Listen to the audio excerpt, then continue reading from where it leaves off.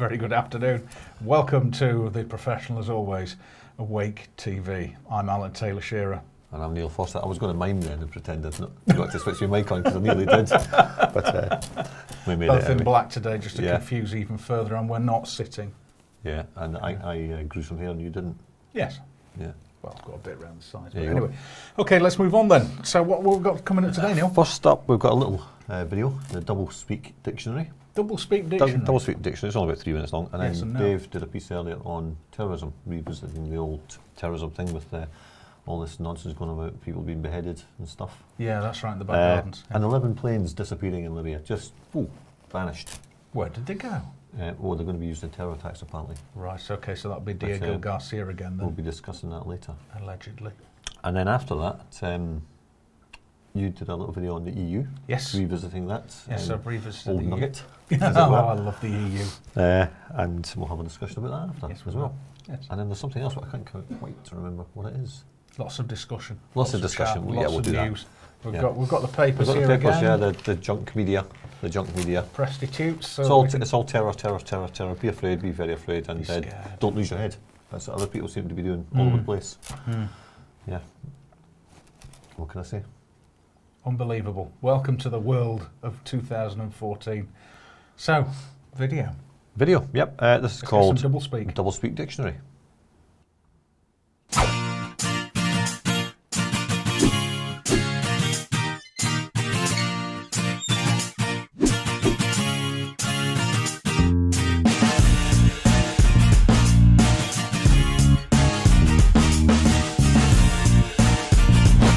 Either you are with us or you are with the terrorists.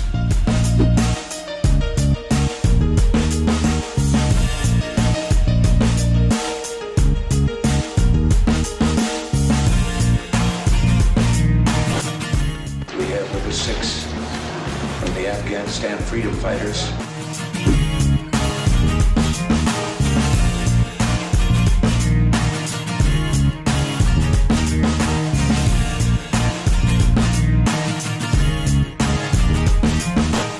For a long time and was actually a director for some period of time. I never mentioned that when I was campaigning for re-election back home in Wyoming. I intend to keep this promise. If you like your doctor, you'll be able to keep your doctor. If you like your health care plan, you'll be able to keep your health care plan.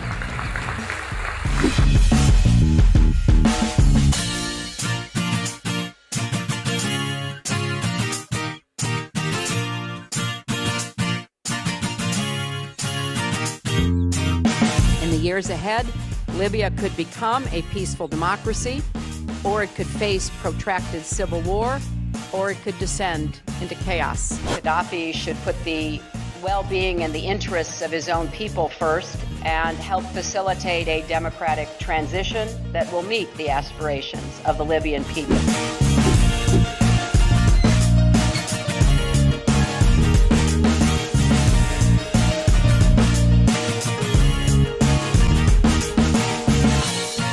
I don't believe that anybody is above the law.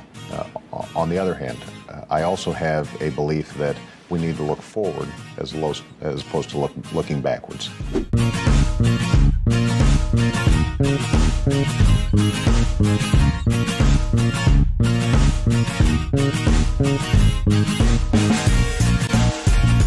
We're all clear that any referendum vote in Crimea this week will be illegal, illegitimate, and will not be recognised by the international community.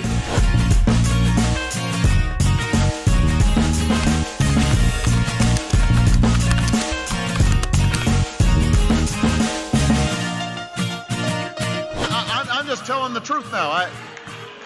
I don't have to run for office again, so I can just, let it rip.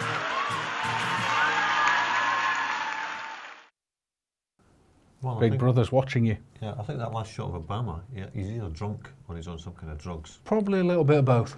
Yeah, too much Probably a little bit of both. I don't think he was snorting the alcohol, but possibly snorting something else. Yeah. So a bit double speak then. Yes means no. War is peace. Freedom of slavery. Yeah. And work sets you free. Yeah, Armite McFry. Alan McFry, yes. So anyway, yeah. Newspapers. Cameron prepares for airstrikes. I doubt he's going to go himself, is he? He's going to send some other poor sod to get shot down. So the Conservative whips seek backing for MPs for military action against the Islamic State. So we're going to be sending drones, we're going to be sending manned aircraft, and no doubt boots on the ground. Boots on the ground, because they said that there weren't going to be boots on the ground before, didn't they? Yeah. Yep, and again, Express, top corner, we've got to have Britain prepares for airstrikes within days. And apparently migrants are storming ferries now. There's about 100 people at Calais ran towards a ferry. Yeah. Anybody who's been to these places knows that you can't get through there. No, you have to be let in. And you've got to go through a barrier and all sorts of things. I've been on ferries regularly through Calais and Dover, and you just can't go anywhere near the ship. No, unless somebody lets you get You've got to be let through. Yeah, and this is getting blamed on Muslims as well. Although it doesn't say this on this page, but it says it on another. This is the story of the 82-year-old woman who was killed in the back garden of her house. Yeah, a Muslim convert. He's a Muslim convert. Now, see, yesterday there was no connection with terrorism at all. No. There was no implication that it was any kind of and what it appears to be is some lunatic with mental health problems run amok with a machete. But what it's got to do with Muslims is irrelevant. But he was a convert to Islam. Yeah. Anyway. So that's that. And yeah. And do you know what that means, don't you? Sorry. You know the Muslim convert bit? That means he was white. Yeah, he's white, yeah. He could be us. He was white, and he attacked an 82-year-old and killed her by beheading in a machete.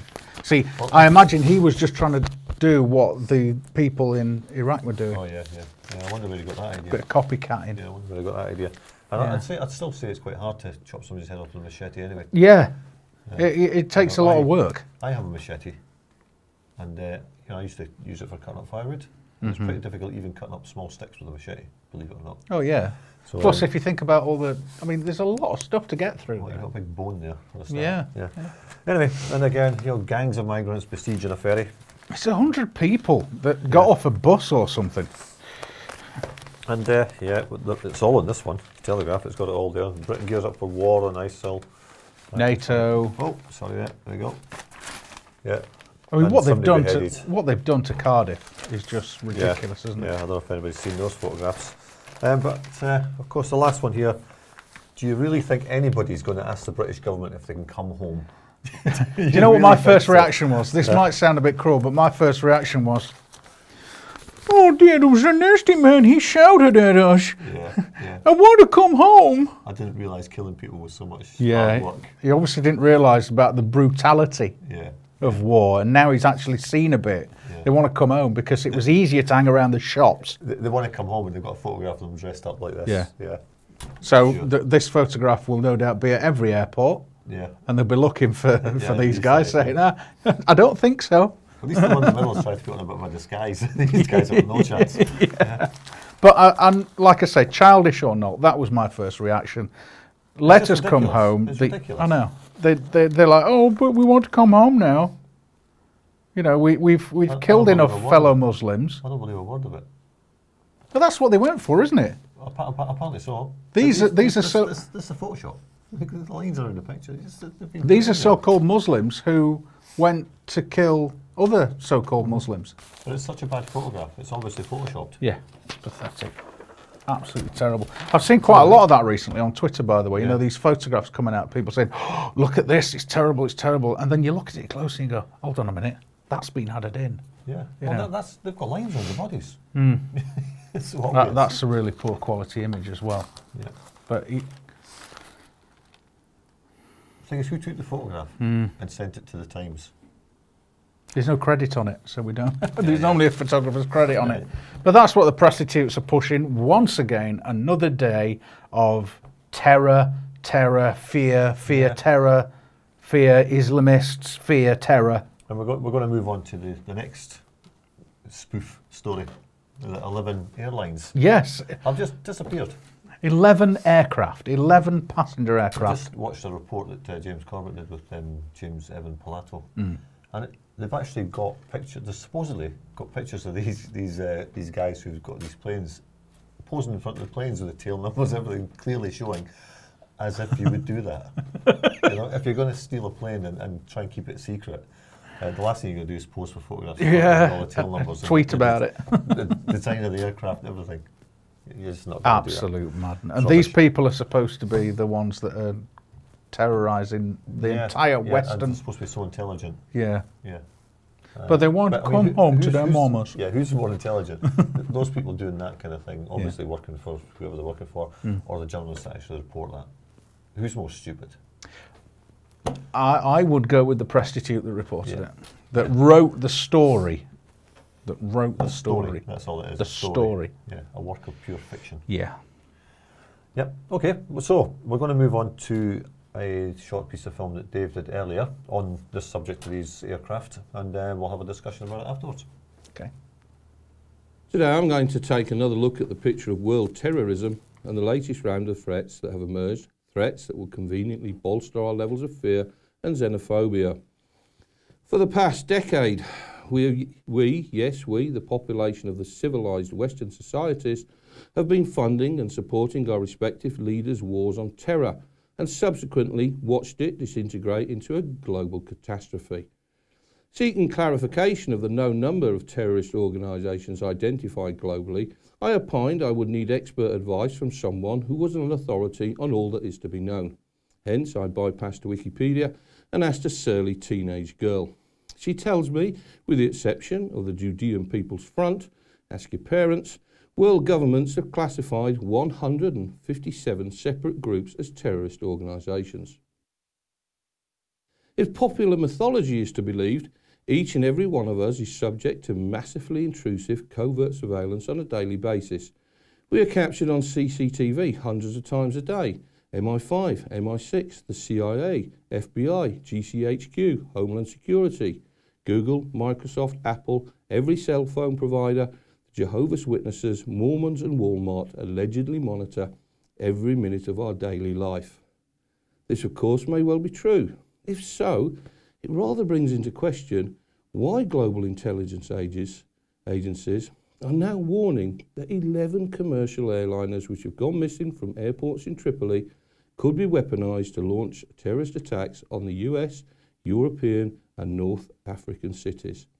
It is hypothesised that one or more of the large passenger aircrafts could be used to attack US targets on the 13th anniversary of 9/11. Cities on the east coast of the US being the most likely targets, specifically New York, Washington DC and Miami.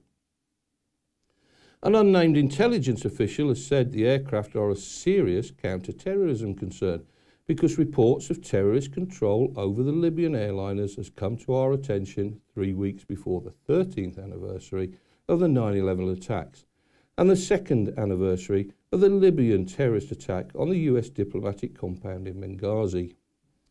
Now maybe you remember Libya, a little country in North Africa that was being presided over by the late Colonel Gaddafi, a country which strangely doesn't make the mainstream media much these days. It would seem that after the West's mercy mission into the political and domestic situation in Libya and the ultimate liberation of its citizens from the clutches of a despot, things have not exactly been peachy. In fact, the situation in Libya is drastically degrading and is becoming a failed state, breaking into small domains ruled by warlords with rather murky reputations. This situation was created due to complex political, military and social reasons.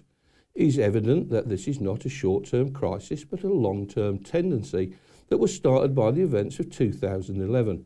It is clear that NATO did not think about the possible consequences for Libya or the region as a whole. The Libyan scenario did not end with military action in Libyan skies when NATO countries distorted the decision of the UN Security Council and supported one of the sides in Libya's internal military conflict. That scenario also includes everything that happened in the country thereafter. Normal nation building has failed. A relatively safe country in close proximity to Europe has become a playground for radical terrorists. There is no progress in the national dialogue. There are no law enforcement agencies. All the government agencies that matter are paralysed. There are more human rights violations now than under Colonel Gaddafi. Civilians are killed every day, infrastructure is being destroyed, not even a semblance of order exists, and economic development is absolutely out of the question. In fact, the situation in Tripoli has deteriorated so far that the first session of the new parliament had to be held far from the capital of the country. So there we have it. Yet another catastrophic failure by the world's elite governors and the creation of another state dominated by those seemingly bent on acts of terrorism against the very people that freed them from the so-called oppression. The fact that the very terrorist fractions our leaders helped create have now apparently gained possession of 11 large passenger aircraft with which they can cause global havoc brings into perspective the staggering levels of incompetence, or dare I say it, conspiracy at work. And whilst we are having to walk through X-ray machines, turn on our phones and strip off at airports, unknown terrorist groups can apparently take possession of 11 large aircraft without so much as a bit of CCTV coverage from a drone. It beggars belief. There are, of course, numerous ways in which a commercial aircraft could be outfitted with weapons and launched against major US cities. Unfortunately, some of the threats are almost impossible to prevent, and even in the case of direct intervention may result in the terrorists achieving their desired goal. An aircraft packed with radioactive materials, either deliberately crashed into an identified target or shot out of the sky, would still result in the large-scale distribution of toxic materials into the environment. Radioactive, biological and chemical payloads, or dirty bombs, are just one of several such options open to terrorists who are willing to die for their cause. The best that can be hoped for is that intervention was efficient enough to intercept the threat over the ocean or largely unpopulated areas. It is not a difficult task to modify aircraft identifiers, and there are multiple generic VFR squawk codes in use every day. Circa 87,000 flights pass over the US daily, of which only 30,000 are commercial scheduled flights. Annually, that equates to circa 64 million takeoff and landing. That's an impossible number to police on an individual basis. And it's not without doubt that in the event of a multi-pronged attack, a percentage of the aircraft could successfully achieve their aim. Terrorists that are willing to die to deliver their payload know no fear. And once in the target airspace, no truly effective measure can be taken. Only early detection and intervention will work. And in the circumstances, that seems somewhat unlikely. It may occur on a percentage scale, but 6 aircraft targeting 6 major US cities would in all likelihood stand a chance of one or more of the attacks being successful. The fact that this could be allowed to happen is simply either simple testimony to the joint incompetence of our leaders and intelligence service, or a deliberate act calculated to keep us in fear and supportive of the continued futile sacrifice of our sons and daughters and the deaths of millions of innocent people. Either way, I don't know. All I know for sure is our so-called leaders are a collective of lying, hypocritical, obsequious that deserve nothing more than to become the victims of their own criminal and warmongering activities. That said, I'm now off to Grace to get myself a microchip sausage roll. Thank you for watching. Okay, well, that sausage roll looked really good. Yeah, if that's your thing. I'm glad we got the sound sorted out there, because Dave really looked like a very large version of Marcel Marceau otherwise. Yeah. Anyway. Bless him. And that photograph that we saw of those 3 world leaders. Yeah, puppets. Yeah. I was saying to you, Neil, while that was playing, out of the 3 of them, Putin's the only one at the moment I'd probably I'd trust. Put any trust in whatsoever. Yeah. The other 2, you wouldn't. Well, one of them's a complete liar. Well, the other one's a complete liar. A complete liar, and the third one is a bit kind of not so much a liar, but I'd trust in what he said more than the others. He's not attacking anybody. No. But his country's getting surrounded by ballistic missiles, and Georgia has apparently applied to NATO now. So no doubt they'll be joining up shortly. Because the Polish border's bristling, isn't it? And has been for quite a while. They've really been building up there. Yeah, so Ukraine as well. Yeah. So and don't forget the oil deal that's going down in Ukraine with Donald Rumsfeld's son. Yeah, you can trust Donald, can't you? Yeah. Mr. Aspartame. That's right. Mr. Swine Flu. Exactly. Yeah. Any others that he's responsible for? Well, he's just a crook.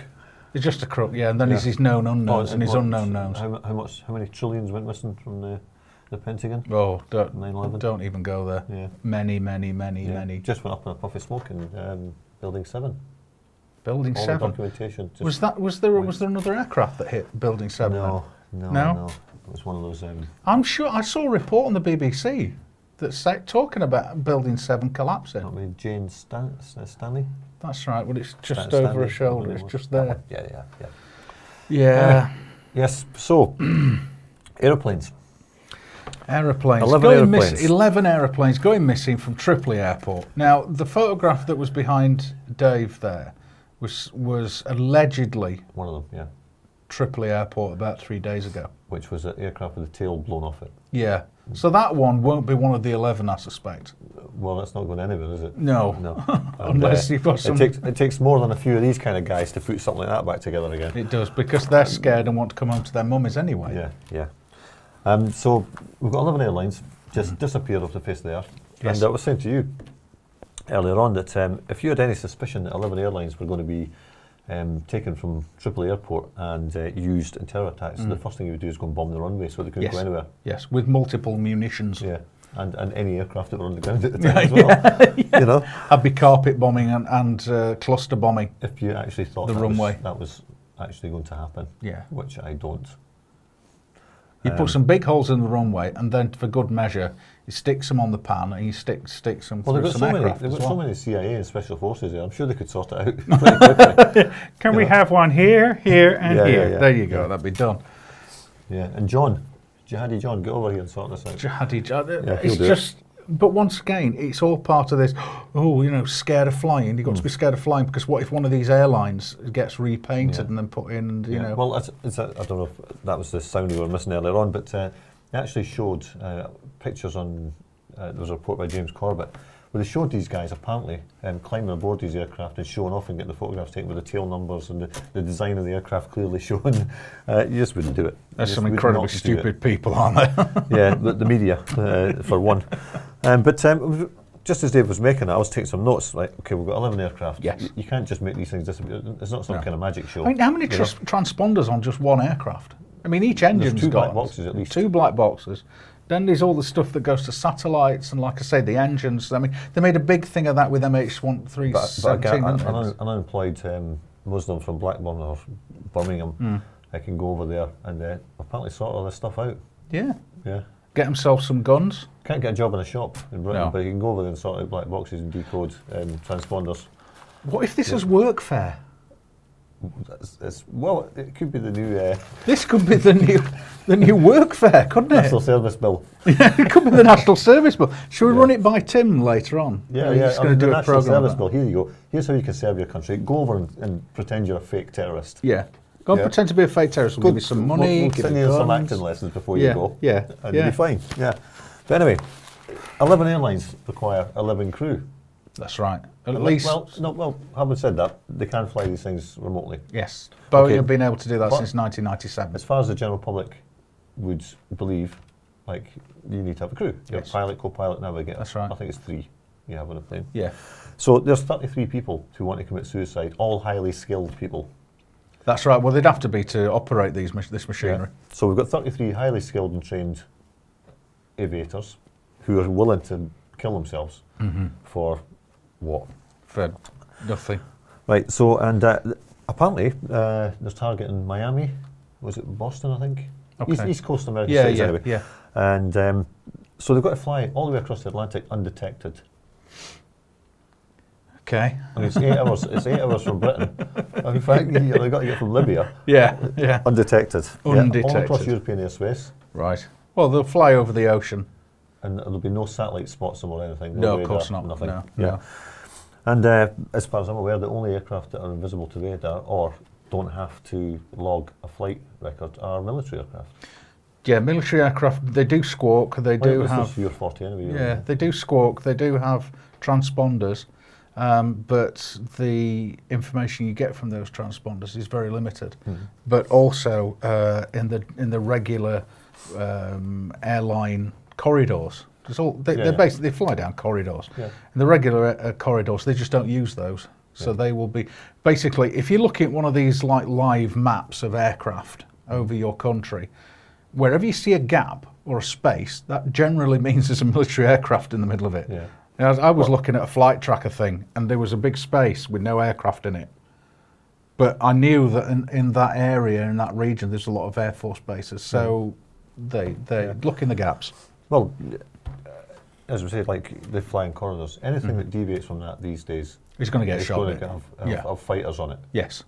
So this is nonsense. Yeah. And of course, they've all got to be airborne at the same time, because immediately if one hits something, everything's grounded. That's right. And anything flying is going to, they're not going to be escorting it anywhere. They will just shoot it down. Well, like they did in Pennsylvania. Yeah, like they did in Pennsylvania. And the whole concept of stolen aircraft still gives a necessity for all this groping you at the airport, because it's a separate thing. That's right, because these brown-skinned people with beards have stolen some aircraft. Yeah, they've just stolen them. So I might have them about my person. It's like, we talked about this earlier, like radioactive material is just disappearing all over the place. It just disappears out of labs. Ping, gone. Oh, some of our uranium is missing. Are we supposed to trust these people with our safety? And they can't look after nuclear missiles? Well, we've got a private company that looks after the missiles and everything here in the UK.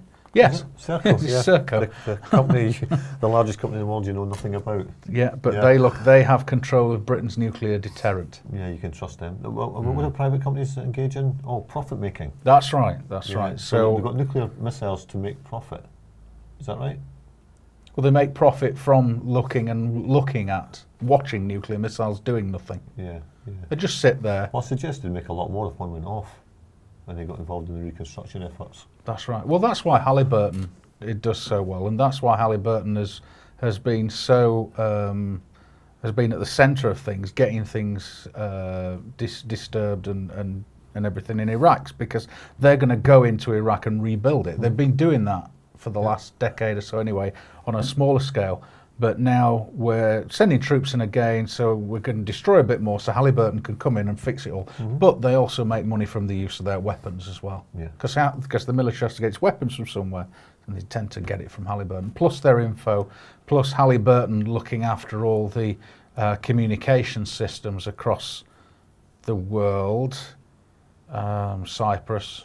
Ooh, did I just say communications systems in Cyprus? You did. Oops. Somebody will have heard that. Somebody will have heard that. Yeah, Cheltenham. Yeah, anyway. But there aren't any Americans there or anything. Halliburton's not there at all, so. Allegedly. Allegedly. Yeah. It's, well, again, Halliburton is Rumsfeld. We mentioned Rumsfeld. That's right, yes. He's on the board, yeah. He's one of the owners. We saw in that little clip there. That's right. And the other company begins with C, I can't remember. Doesn't matter. Doesn't matter. But yeah, there we have it. Lots of money to be made.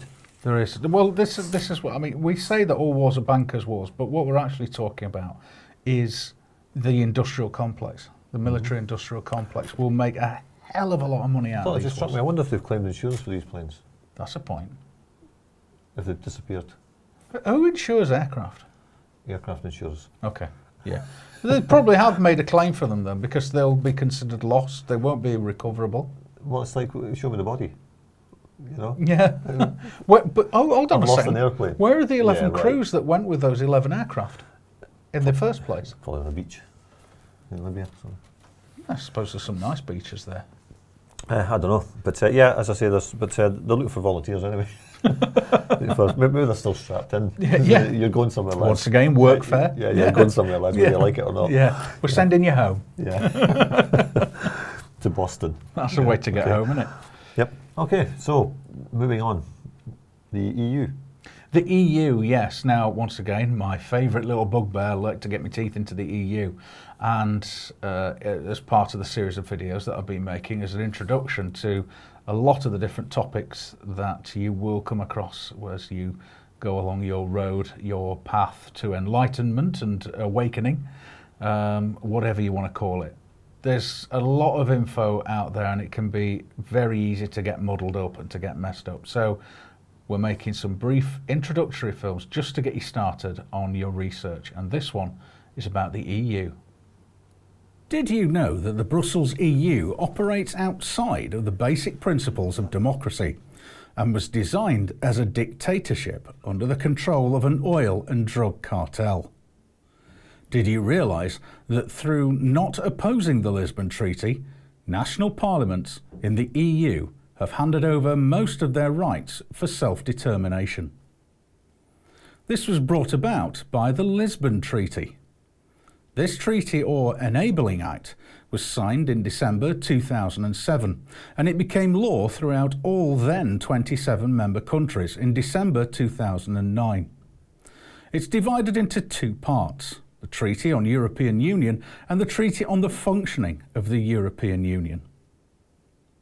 The treaty established the laws of the EU into primacy over national laws. The Lisbon Treaty impacted on the rights of over 500 million people to self-determination and national sovereignty. Did you know that 99% of European voters were denied the right to vote on the Lisbon Treaty? The only country where voters were allowed to vote on this enabling treaty was Ireland, whose population constitutes less than 1% of the population of the EU.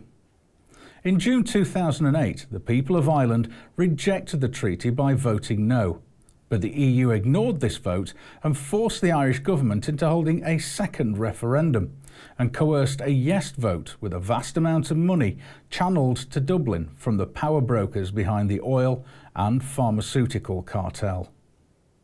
The other 99% were denied the right to vote on the treaty. The Lisbon Treaty gives the EU extensive legal rights in all 28 member states. Article 335 of the Treaty on European Union demands the following, quote, "In each of the member states, the Union shall enjoy the most extensive legal capacity accorded to legal persons under their laws. It may, in particular, acquire or dispose of movable and immovable property, and may be a party to legal proceedings. To this end, the European Union shall be represented by the Commission." In other words, all 28 member states must now accord the EU the same legal rights that they grant to their own citizens. The Lisbon Treaty is self-amending. Article 48 of the Treaty on European Union makes clear that the legislation is self-amending in future. It may be altered without the EU having to hold an intergovernmental conference or consult citizens via referendums. This article is further backed up by Article 352 of the Treaty on the Functioning of the European Union. This allows the EU to attain its objectives even in situations when, quote, "the treaties have not provided the necessary powers." The Lisbon Treaty enables the majority of EU legislation to be adopted on the basis of proposals from the 28 unelected members of the EU Commission. Article 17.2 of the Treaty on European Union mandates that the majority of EU legislation can only be adopted on the basis of proposals from the EU Commission. Quote, "Union legislative acts may only be adopted on the basis of a Commission proposal, except where the treaties provide otherwise." The Commission, which is the executive body of the EU, consists of 28 members. Rather than being elected by the EU voters, however, this selection is influenced by corporate interests, and the people of the EU are totally excluded from the selection process and are unable to vote commissioners either into or out of office. The EU claims that the Lisbon Treaty facilitates, quote, "increased democratic control from national parliaments."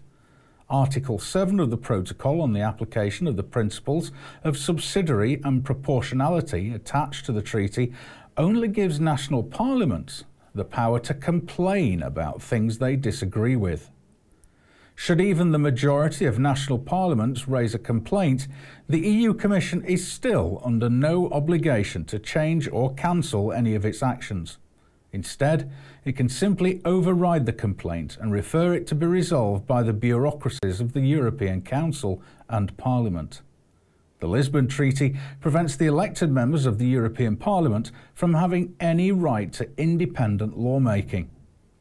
Article 289.1 of the Treaty on the Functioning of the European Union states that, quote, the ordinary legislative procedure shall consist in the joint adoption by the European Parliament and the Council of a regulation, directive or decision on a proposal from the Commission. So the EU Parliament has no right to fully independent lawmaking. Unlike in a true democracy, it's unable to freely initiate and enact legislation in all areas of its choosing and of its own accord. The Lisbon Treaty conferred new powers on EU diplomats, who now speak for all 28 member states on the international stage. Article 27 of the Treaty on European Union mandated the creation of a so-called European External Action Service with the aim to, quote, express the Union's position on international organisations and at international conferences. As a result of this sweeping power grab, EU delegations in foreign countries now speak for all 28 member states with regard to the bloc's policies, including on foreign policy and military policy. So the EU ambassador to Washington has openly claimed that he now speaks for the EU in America. The Lisbon Treaty essentially places the EU above the law. The protocol on the privileges and immunities of the European Union attached to the Lisbon Treaty places the EU above the law. EU buildings and premises are exempt from search. Members of the European Commission are, quote, immune from legal proceedings in respect of acts performed by them in their official capacity, including their words spoken or written. Moreover, they continue to enjoy this immunity after they have ceased to hold office. The Lisbon Treaty creates a European army under the control of Brussels. Article 42.1 of the Treaty on European Union. Quote, the common security and defence policy shall be an integral part of the common foreign and security policy. It shall provide the Union with an operational capacity drawing on civilian and military assets. Article 42.3 of the Treaty on European Union. Quote, member states shall make a civilian and military capabilities available to the Union for implementation of the common security and defence policy. The treaty sets highly specific rules to apply in the event that any country should decide it wants to leave the EU. Article 50 of the Treaty on European Union requires that countries wishing to leave must, quote, negotiate with the EU and draw up an agreement with it. For an agreement to be concluded, it must be supported. A qualified majority of the European Union Council and obtain the, quote, consent of the European Parliament. Also, Article 50 assumes that even after leaving, such countries will continue to have a relationship with the EU. Article 53 of the Treaty on European Union states that, quote, concluded for an unlimited period.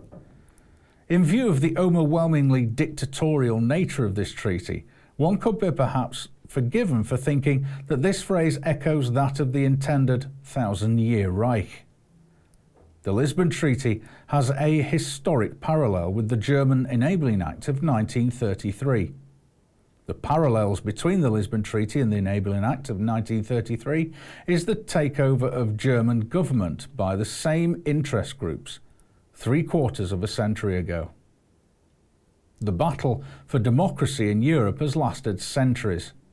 By signing the Lisbon Treaty, we must ask if it has all been in vain. Is it the destiny of 500 million people living in Europe today and countless more as yet unborn to out their lives under a totalitarian dictatorship? I doubt very much that anyone genuinely professing to believe in democracy would argue in favour of this. Nevertheless, as I've shown you, this is exactly where the EU is heading. So that was my view, my look at the EU. Yeah, sorry, I was just laughing at that. Yeah, if Alan's head had been slightly to the right there, he'd look like a bald Jesus with his crown of thorns on. But anyway. A lot of the information for that came from a book called The Nazi Roots of the Brussels EU, which you can find on a website called relay-of-life.org. I've got nothing to do with the website or the book other than the fact that I found it a fascinating read. You can get it online and you can download it online. It's free, and all they ask is that you share it with people, and that's what I've done. I mean, I read chapters leading up to the recent European elections. Because I was talking about the EU elections, so I thought I'd look at the history of it. And this book documents everything and provides evidence for people such as Walter Holstein, who was the first president of the of what was what was the start of the EU. He was there for 10 years, but he was also the lead Nazi lawyer for the Nazi Party back in the 30s and 40s. So you find a lot of that, don't you? Yeah. You know, these characters. Oh yeah, they're right in there, and then they just kind of come out and go, "Oh, I was only a lawyer, you know, that's all I was doing." But he was the one that was drawing up the structure, the plans, and how the Third Reich was going to rule Europe, and then the greater globe. Empire. Yeah. I've got a book at home. I can't remember the guy's name, but he was another Nazi officer, and he was the second head of the UN. How does that happen? Yeah, exactly. Unless it's deliberate. Well, it's very deliberate. I mean, Operation Paperclip was about getting as many of these Nazi brains, as many of these German brains, into the West as possible. Yep. You were talking about Ireland there, and of course I lived in Ireland when the second Lisbon referendum, the second vote for Europe was on. But I think we've discussed it before, that it wasn't a vote for the Lisbon Treaty, it was a vote against the Irish Constitution. Right. To allow the Lisbon Treaty to supersede it. So I not being an Irish citizen, as some of you may be able to tell, really? Was not allowed to vote. Oh, okay. I was allowed to vote in local elections and stuff because I had a business there, and that was fine. But there was so much fraud going on. I mean, I was allowed to vote for a start. Okay. I did that as a test. And you were supposed to be asked for ID if there was any doubt. And I'm talking to two old ladies, maybe they're a little deaf, but I put on a really thick Scottish accent, and they go, "Oh yeah, okay, you know, I've got my passport in my pocket." Yeah, I'm not Irish. I didn't offer it because I wanted to see how far it would go. And it was simple yes, no, so I X'd both boxes. Okay.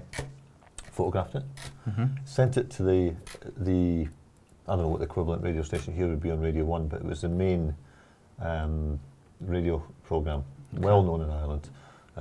RTE or something? It was on RTE1, yeah. Right. It was the main talk show of the day on Okay. RT mid-afternoon. Joe Duffy. Joe Duffy, okay. Was the host, and I sent that in. I told him the story of how we'd followed the ballot boxes and all the stuff that was going on there, and the missing ballot papers and all that stuff. And nothing. And then 2 weeks later, I phoned up because they put something out. Can you answer this in so many words? Right. And it was absolutely nothing to do with this. Okay. I thought I could do that, so I did that, and I got through. But I only got through as far as the gatekeeper. And she says to me, "You know, what is it you want to discuss?"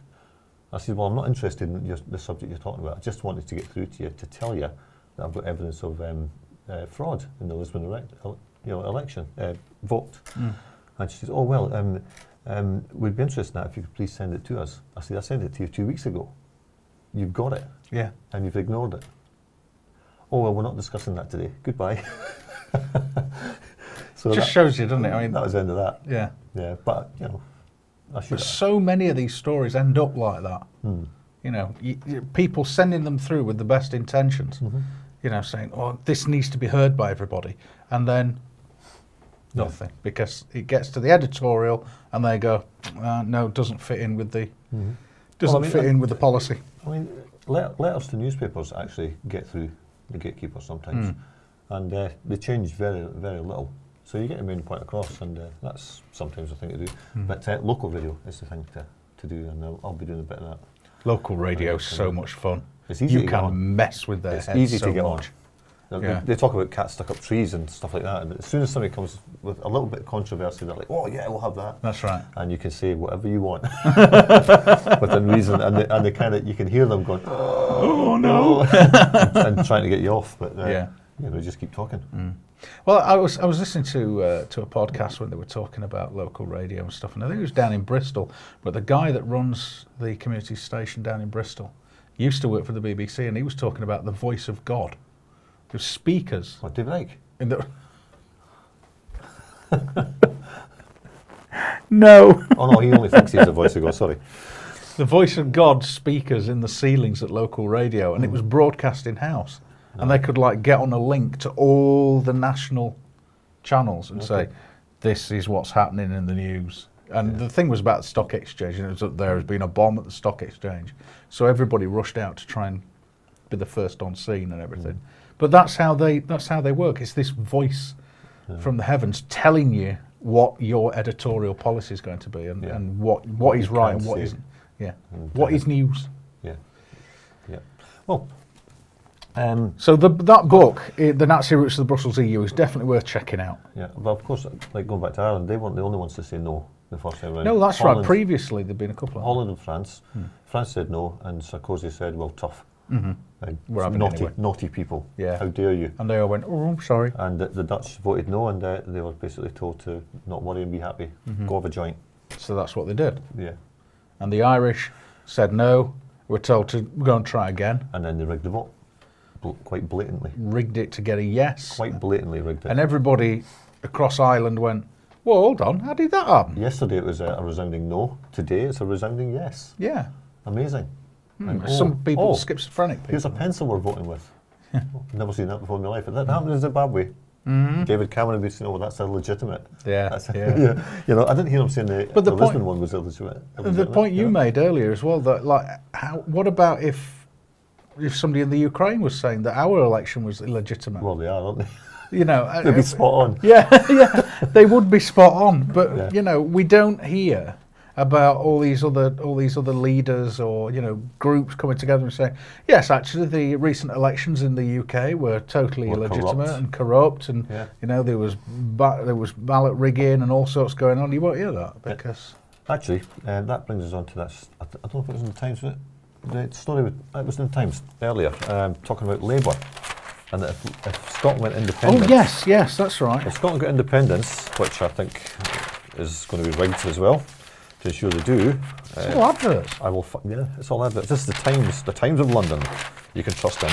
The Times was the premier paper at one point, wasn't it? Well, it was set up by the Royal Institute for International Affairs. So, oh well, there you go. So it should be. Ed, better persuade the Scots or he's doomed. Well, that means the Labour Party is doomed completely, because without Scotland voting Labour, Labour will never ever win government in the UK. They're gone. Yeah. So what we've got left? We've got the Tories and UKIP. And UKIP, that controlled opposition bunch. Yeah. Nigel Farage. Yeah. So that's a new two-party state then. That's what it's Labour are finished. But I mean, I said that as well a while back. That the Lib Dems are out of it. They're finished when it comes to the next. Yeah. Comes to the next election, they're done. If Scotland gets its independence, that's going to rip the heart out of Labour. Well, they're done. Labour will never win an election based on the votes in England ever. No, never happen. So that's going to leave the Tories, and then, like you say, the UKIP. Yeah. Who are gaining ground across. So all we're going to get is a coalition. Yeah, it's just with a these constant two coalition. parties, which is just one party. Well, will they wipe out UKIP the way that they did with the Liberal Democrats in one term? Possibly, yeah. Completely finish them off, leaving just one party. Yeah. Yeah. So the Punch and Judy show that we've been watching for so long. It'll just be a punch show. It'll just be a punch show. just going to keep punching us. Yeah. What was it? Eric Blair said. If you want to know what a totalitarian state Imagine is, a jackboot on your stamping on your face forever. Forever. Well, that's what we're gonna. That's where we are. That's where we're going. That's for sure. Yeah. A big size 9. Absolute craziness. Dictatorship. It is. It is. Yeah. I mean, if we've only got one party, there's no point in voting, is there?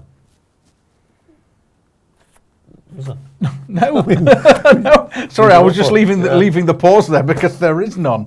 There is no point. Yeah. Right, okay, shall we play the intro to 1800 Online? We will do. Let's play the intro to that because it's my show coming up next at 6 o'clock until 7.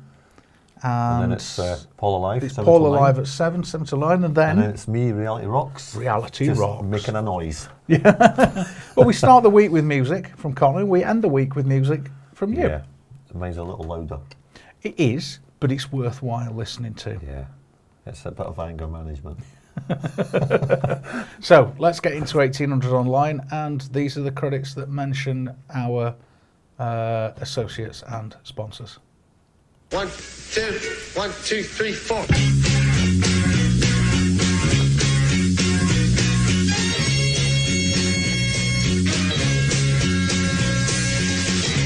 We're so glad to see so many of you lovely people here tonight. We would especially like to welcome all the representatives. GCHQ, Cheltenham. Who have chosen to join us here in the Palace Hotel Ballroom at this time. We certainly hope you all enjoy the show. And remember, people, that no matter who you are and what you do to live, thrive, and survive, there's still some things that make us all the same. You, me, them, everybody. Everybody. Everybody needs somebody. Alan Taylor-Shearer presents The End Game in association with Live Pulse News and the 1800 Online Network.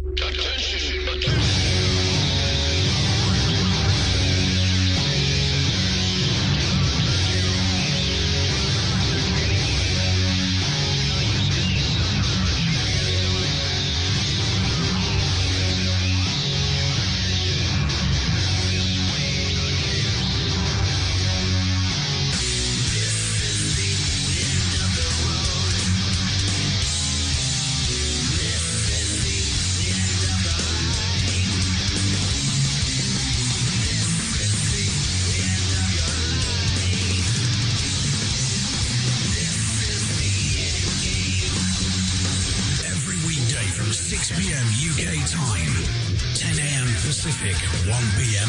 Eastern.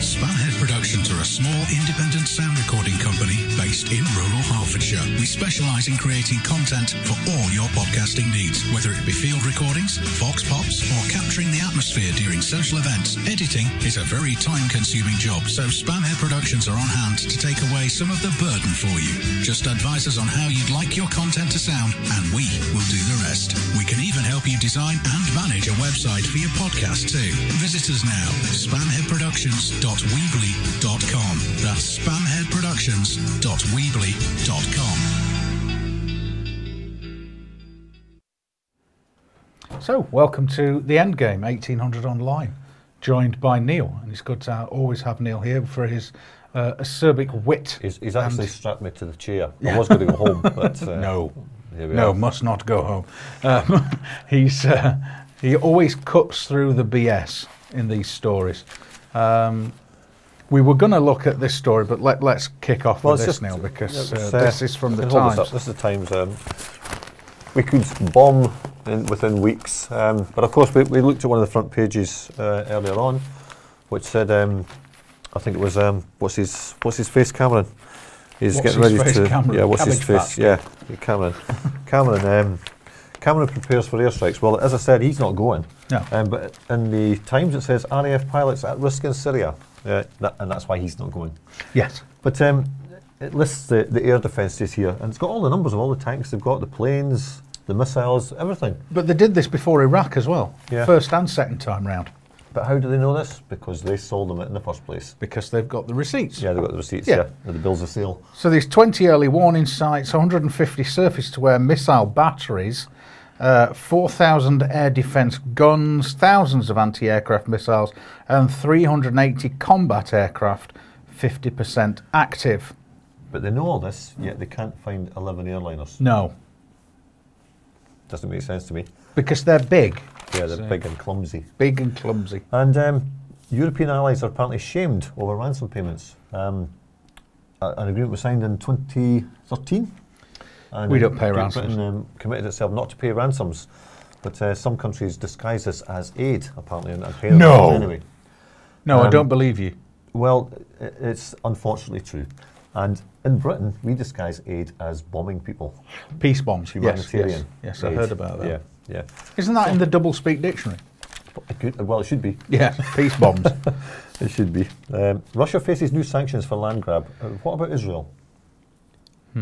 Sanctioning Israel. That could be difficult. Yeah, a bit of hypocrisy. I mean, they're a nuclear state. Yeah, a bit of hypocrisy here.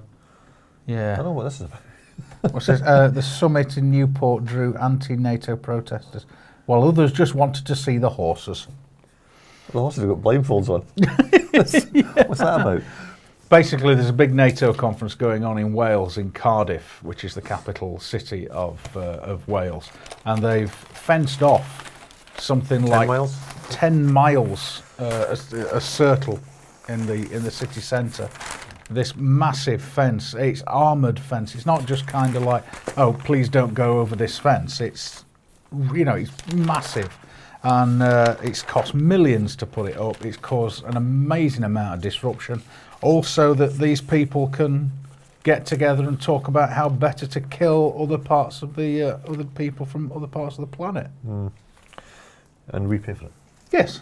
We pay for The it. North Atlantic Treaty Organisation is all about everybody getting together, building a massive army, and killing as many people as possible. We pay for all the bombs, we pay for the military, all the soldiers, and we pay the politicians, and we pay for the politicians to be protected, who have decided to send soldiers off to get killed.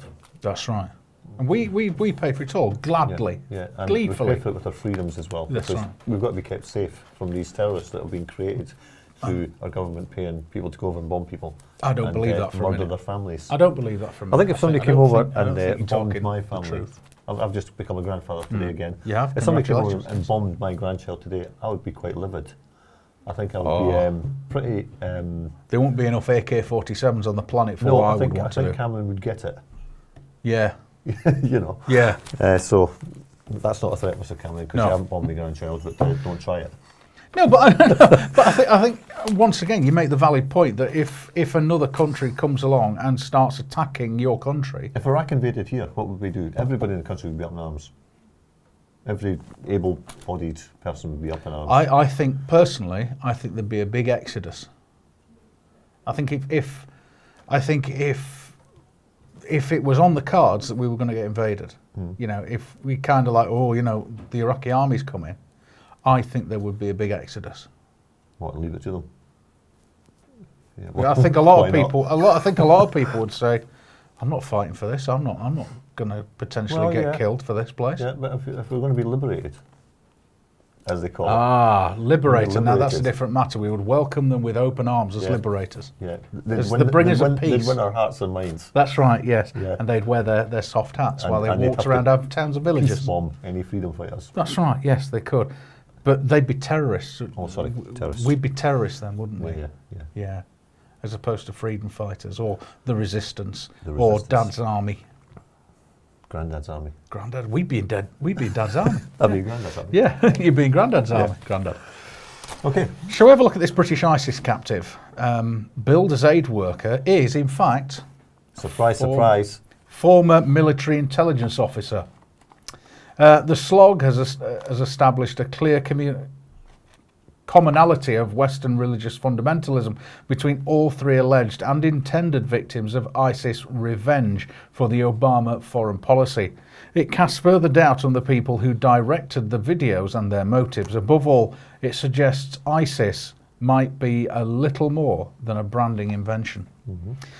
Out of defence to relatives of British ISIS captive David Cawthorne Haynes, the slog decided yesterday to observe the media silence as to his identity. However, given the global exposure of his name and background yesterday, and to counter several inaccurate statements made about his background, it now seems fitting to reveal who and what he really is. Apart from anything else, anyone close to the man not aware of his abduction and then appearance on the Sotloff execution video must have left the planet. According to several media outlets around the world, David Cawthorne Haynes is an aid worker abducted by Syrian rebels in March 2013 near the Turkish border. Other aid workers it seems, have been working to secure his release. But Mr. Haynes is not a professional aid worker. He's a security expert and a former officer in British military intelligence. He has indeed held jobs in a number of aid organisations, but this is merely his cover. He spent more than 10 years assessing security threats in several countries during his military and later professional career.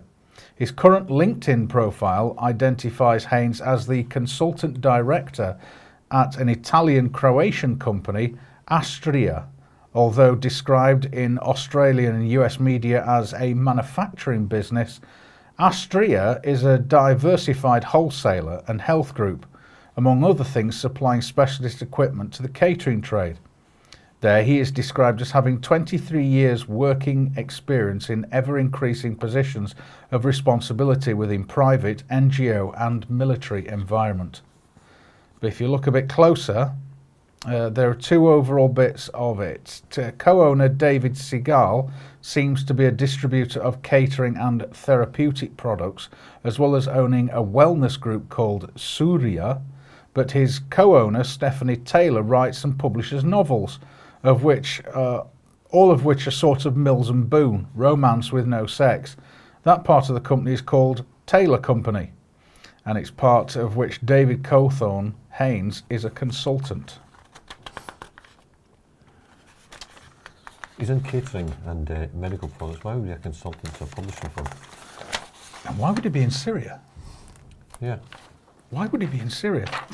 Taylor... He's manufacturing something.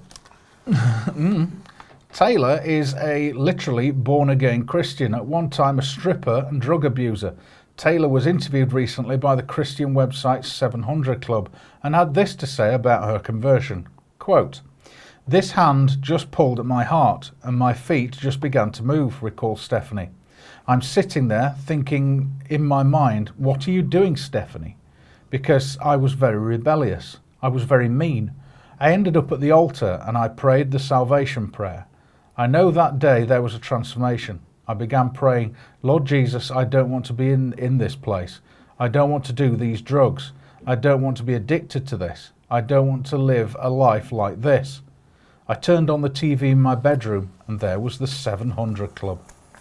The 700 Club is fronted by none other than Pat Robertson, media mogul and doyen of the American Christian right. He unsuccessfully campaigned to become the Republican Party's nominee in the 1988 presidential election and is the ultimate influential and controversial public voice for conservative Christianity in the United States. Robertson is well known as something of a hardline conspiracy theory anti-Semite, but mainly for his rabid Islamophobia. Some extracts from his outbursts include, quote, and I am quoting this man Robertson now, "Sure, Islam is a religion, but at the same time it's a system of world government, and we have to recognise the two go hand in hand. Muhammad wanted to take over. They had jihad to conquer people, which they subjugated in order to establish their control. And that's what these people are doing, but it's horrible." Of course, Christianity's never done that. We do it on crusades then? No. The Western powers have never done that. We're still not on one? No, not at all. And that's what these people are doing. It's horrible. We're fighting the Nazis, and our job is to defeat the Nazis. And everybody in America was mobilized to defeat the Nazis. Now we're fighting a war, but we refuse to identify our enemy, even though it's in plain sight. It's a demonic system, a violent political system bent on the overthrow of the governments of the world and world domination. Question: who gave Stephanie Tyler, a penniless drug addict, the money required to found and grow the Taylor Company? I don't know as yet, but one of Pat Robinson's most adoring fans somehow founded and then became allied to Astria's publishing division. That division thus offers the perfect fit for CIA disinformation. Devoutly Christian, allied to the US conservative right, anti-Muslim and in the media. Robertson's Christian Broadcasting Network broadcasts in 117 countries worldwide, and Robertson himself is a global businessman with media holdings in Asia, the United Kingdom, and Africa. But he's a good Christian. He's a good Christian boy. He'd like to help the poor, wouldn't he? Yes, yes, of course. He's a multi-millionaire. Yes. Yeah. Yes, Okay. he'd obviously Okay, like to help. Yeah. That's perfectly okay. Yeah. Yeah. Astria, named after the Greek goddess of virtue, and its Taylor company rocketed ahead in a very short time, just like the Global Post that employed James Foley. Founded in the same year, 2009, the Taylor company is for some reason allied to distribution and wellness companies based in former Soviet territories. Why? As I've said from the start of this investigation into ISIS, it's ISIS, isn't it? And its decapitation habit, I follow no loopy-loo conspiracy theory. I assert only that some patterns are appearing that suggest a number of possibilities. Having to date looked at 3 alleged victims of beheading, the following is close to being proven beyond reasonable doubt. 1. None of the actual or intended victims are the straightforward, committed, ethical journalists suggested by the propaganda, masquerading unconvincingly as news, being churned out by most Western media. 2.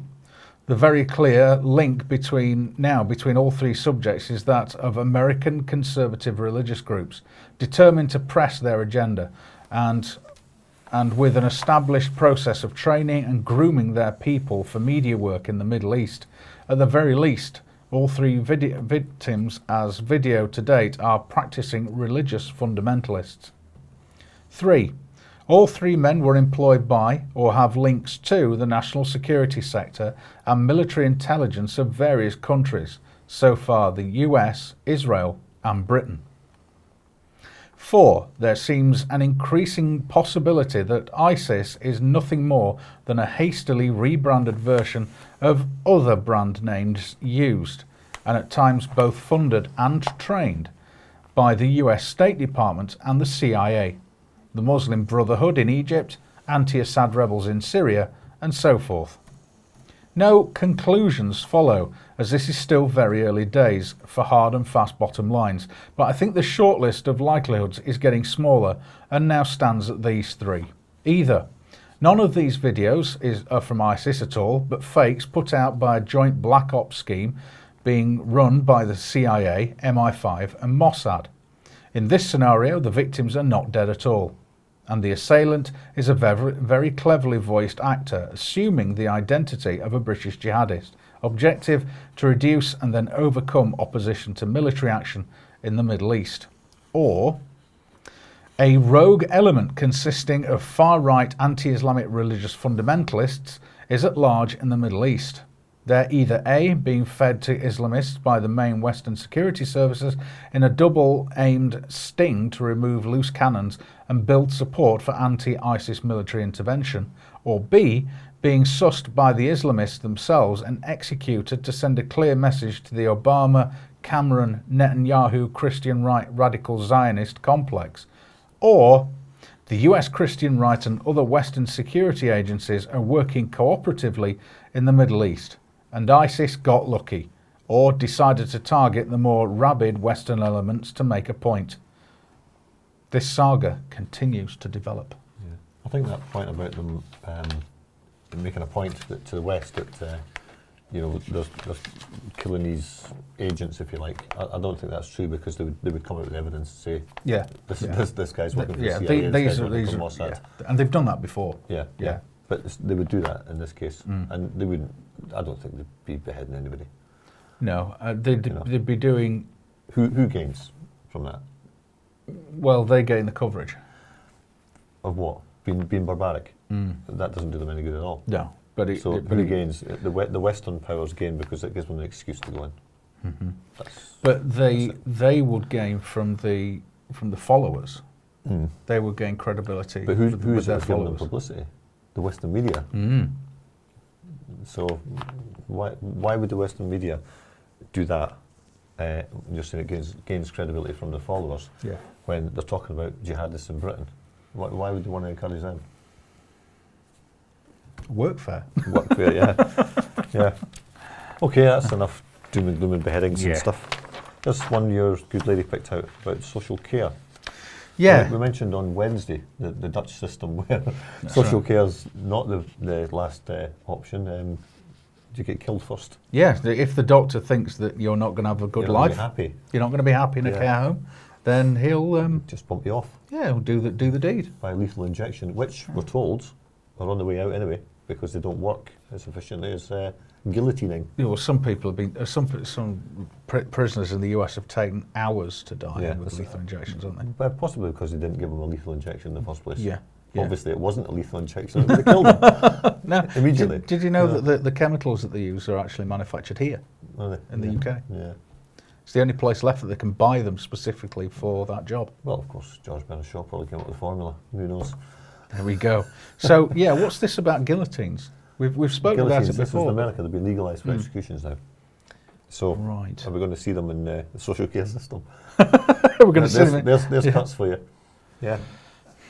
Yeah, it's true. No, we're not cutting back on money. We're just we're talking real people have cuts talked here. about this guillotine thing before, haven't they? I mean, like conspiracy years theories. ago. That's right. Yes, the tinfoil hat wearers. Yeah, and now it's legal.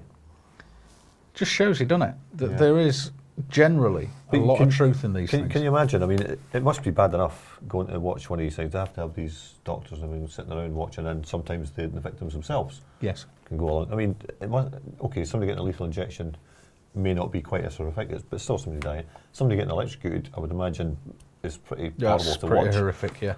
Imagine having to go along and watch somebody being guillotined. I mean, what kind of person wants to go and see that? You used to have to force people to go to these things, the hangings and all this kind of thing back in medieval times. You had to be forced to go along. You know, it's like the Monty Python film, you know, there's a stoning on today, you know.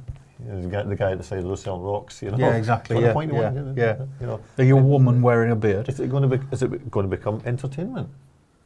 I mean, is it going to be public? Well, guillotine? this is it. I mean, they're going to have to show something, so that the public is like, oh right, that's what's happening. So they're going to have to show something. Have to show some element of this new improved execution system. You know, that they're putting in.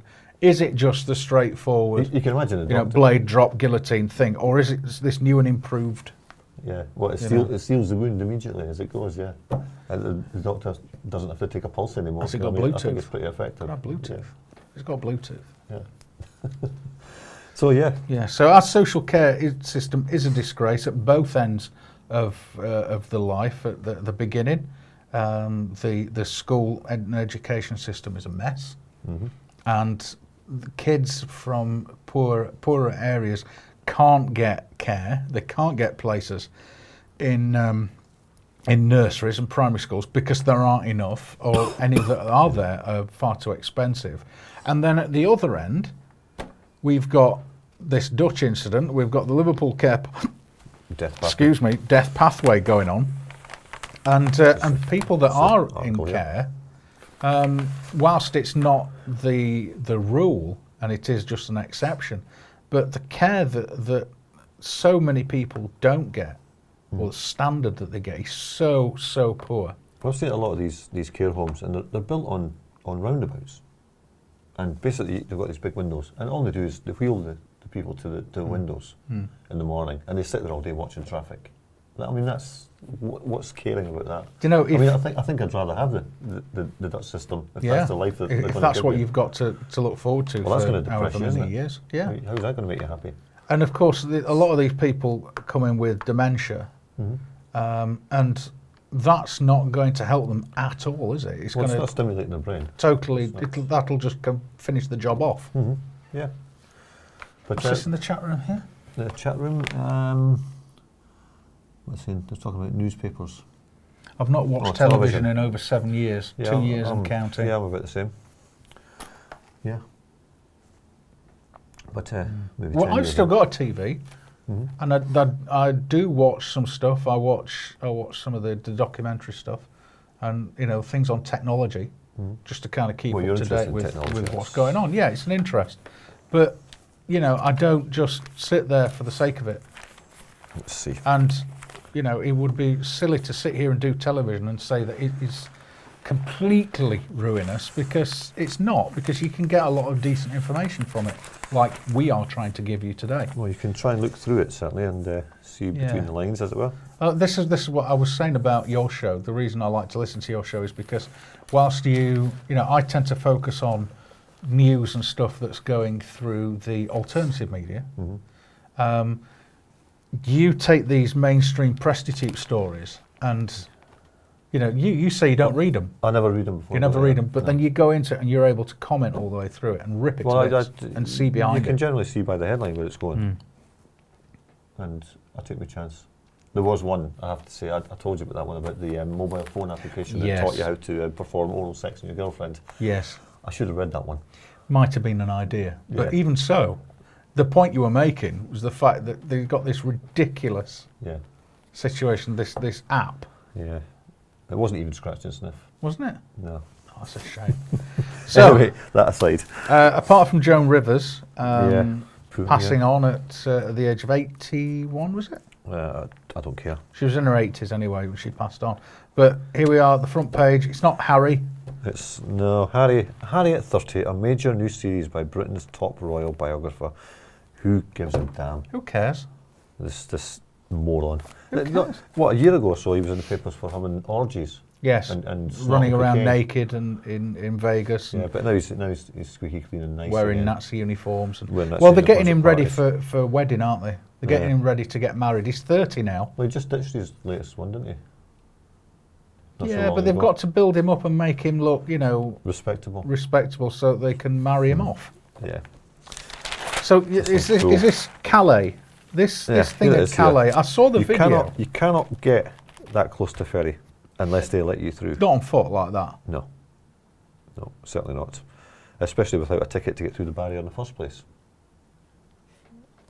Now this is interesting along the side here. Cameron must come and tell them the UK is no El Dorado, says Calais Mayor. There you go. Oh, damn it. Oh, whatever. You get the picture. Yeah. You get the picture. I saw the video earlier on of these 100 people on the quayside running towards the ramp of a docked ferry. Now, they pulled up the ramp to the cross-channel ferry, and then sprayed these people with a fire hydrant. So they effectively used a water cannon on them to keep them off the boat. Just happened to have that handy. Just happened to have that handy, Just happened to be there. Yeah. But as I say, you cannot get past anybody that's been at the ferry, you come up and it's like a toll road. Yeah, you're corralled, aren't you? There's barriers there, you cannot get through. There's no way you'd be allowed to walk through in this age of terrorism. There's no way somebody would be allowed to walk anywhere near a ferry without a ticket. So what they've proved here is that they need to tighten things up in Calais, which just gives them more excuse to tighten up on everybody. To tighten up on everybody on both sides. This is going to give them the excuse to search your car from top to bottom. Yes. For anything. Now they can do that anytime they want at the moment. Yeah. But this now gives them an excuse to generalise and to basically say to everybody, we need to search your car because 100 people tried to get on a ferry. Yeah, you might have somebody in the boot. Yeah. Yeah. Well, I mean, some people maybe have somebody in the boot. But I tell you what I don't like as well, by the way, is the fine that they give lorry drivers. Yeah, and a lot of the times the lorry drivers are unaware. Yeah. There's anybody actually. Is it like I think it's like 10 grand per person that they find in your side of your wagon? And it's the driver responsible, not the company. Yeah. Not the company. And the driver has to pay it. Yeah. I mean, this is not. I mean, these pictures are just ludicrous. I mean, here you are. Look, the back of that lorry's open. How's that happen? But anyway, I found a migrant in my boot. There you go. I found a migrant in my boot, says Holiday Brit. She didn't notice. Yeah, she didn't notice. No, didn't notice. And these cars don't have closed boots. You can. This is a little cover. That's a ridiculously small car. These sheet things that go over the back. Yeah. Of my car. Yeah. Yeah. The plastic bit that covers the boot at the back. You'd know if somebody were in there. I think you'd know. You? Yeah. It must be a very small person. The boot's no wider than the width of the wheel. No. In this one. Yeah, it's a Fiat Panda. I mean, oh, for goodness sake, there's somebody hiding in the boot of a Fiat Panda. Yeah. But this is now like, it doesn't matter how big or how small your car is. Yeah. We've now got a reason to stop and search every vehicle, just causing absolute chaos at our borders. Yeah. Well, if you if the crime is committed against you. And we've got that story somewhere about the because of cutbacks. We've now to Oh yes, here we go. From the Mail Online. Yes, we're now to do our own DIY detective thing, and basically start taking the law into our own hands. Ooh, somehow. that's dangerous. You can see where this is going. People are going to start investigating things themselves, get it completely wrong. Yes. And there'll be no case. And that means then that the police are going to have to. They're going to have to be tougher. It won't be classed as a crime, will it? No. This is what the Mail Online has to say. Now police are asking crime victims to act as DIY detectives, officers giving up on low-level crime. Define low level. Well, before I define it, let's see if it shows in here. Concerning findings revealed in report by HM Inspectorate of Constabulary, victims of petty offences expected to look on eBay and hunt fingerprints. 17 forces also caught deploying PCSOs to investigate serious offences. And Warwickshire has just a 39% attendance rate at crime scenes. So 39% of crimes in Warwickshire is all you can expect for them to come and investigate. Yeah. Police are routinely telling victims of crime to become DIY detectives and investigate offences themselves. Officers are washing their hands of thousands of crimes unless the public can provide them with clues. Victims are asked to interview neighbours, look for fingerprints, find CCTV footage, and even check eBay for their stolen property. If no leads are found, police will not even leave their desks to investigate, and cases are closed within hours. Check eBay for your property. What the burglar's going to put in, this is Mrs. Smith's TV, Yeah. number 23, Park Avenue. Yeah. Yeah, there it is. There it is, yeah. If no leads are found, police will not leave their desks, and cases are closed within hours. The approach to crimes such as car thefts, vandalism and shed burglaries was revealed in a damning report by the police performance watchdog. So that's the kind of thing that they class as low-level crime. That's a minor. Yes, it's low-level crime. The 20 grand car just disappears and that's minor. Has all the tools out of your shed, Yeah.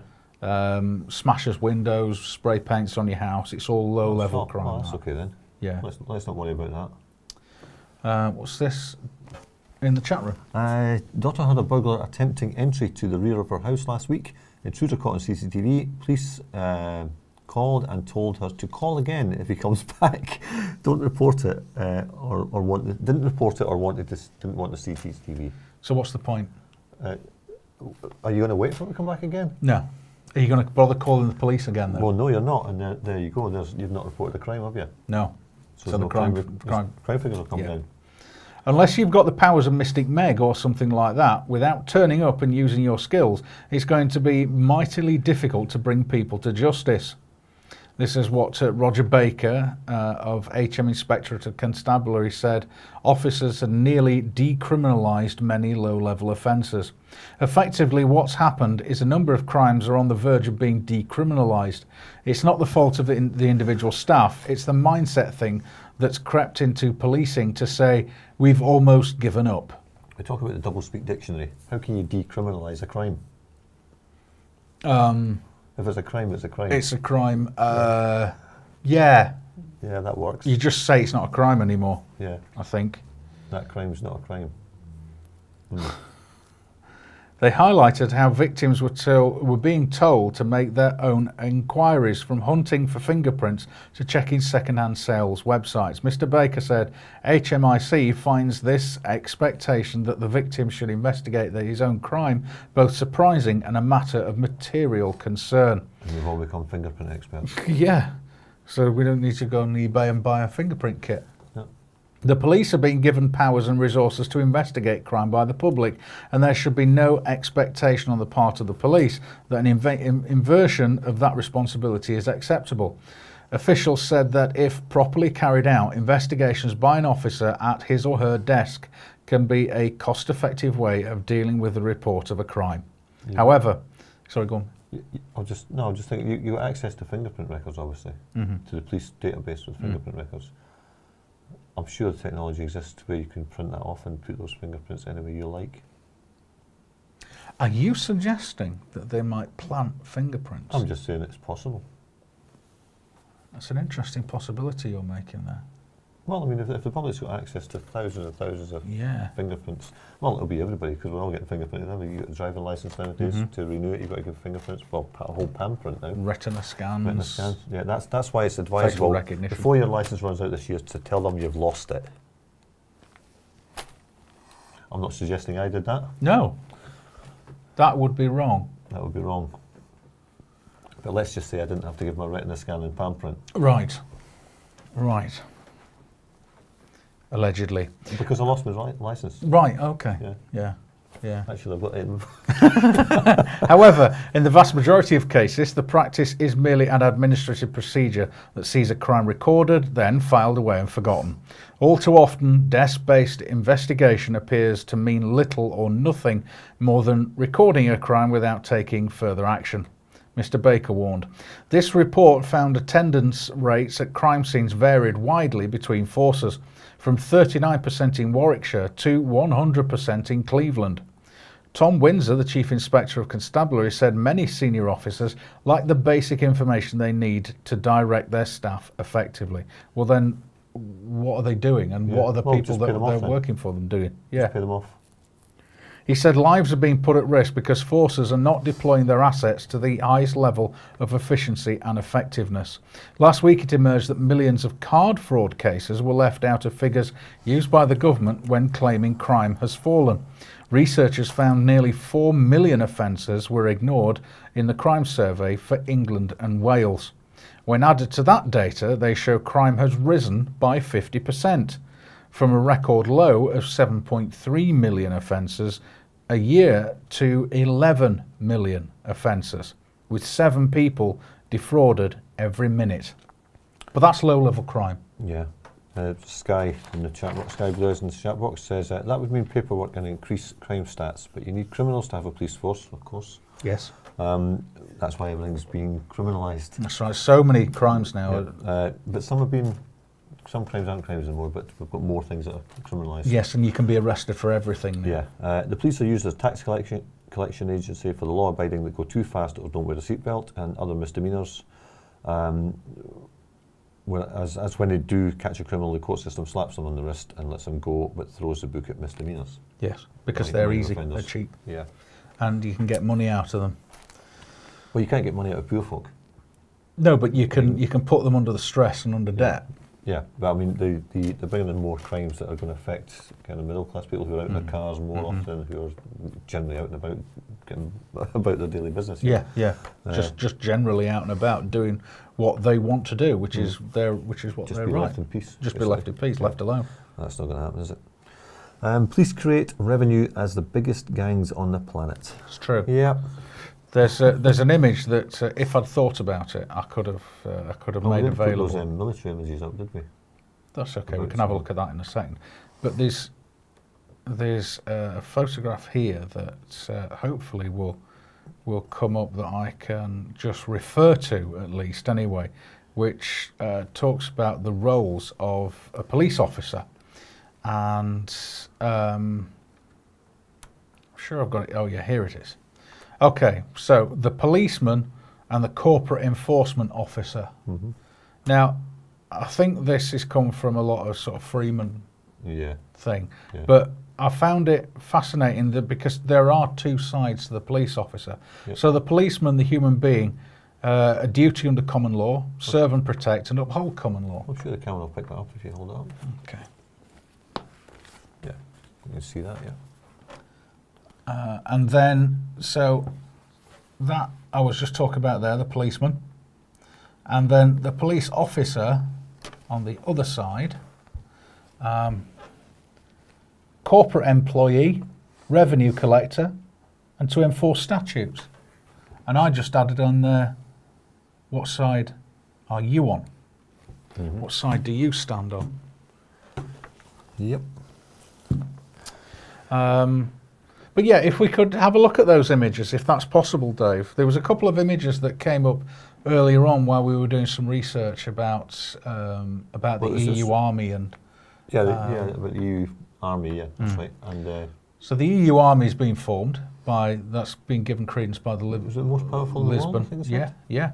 Did you know that? We've got the most powerful army in the world, in Europe. And Navy and Air Force. Yeah. Yeah.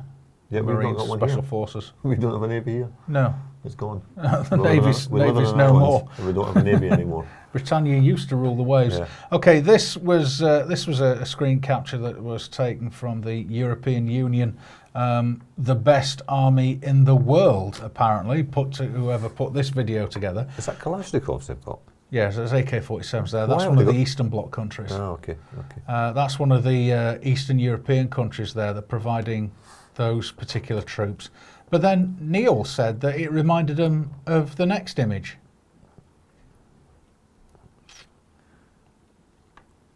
Which will be this one.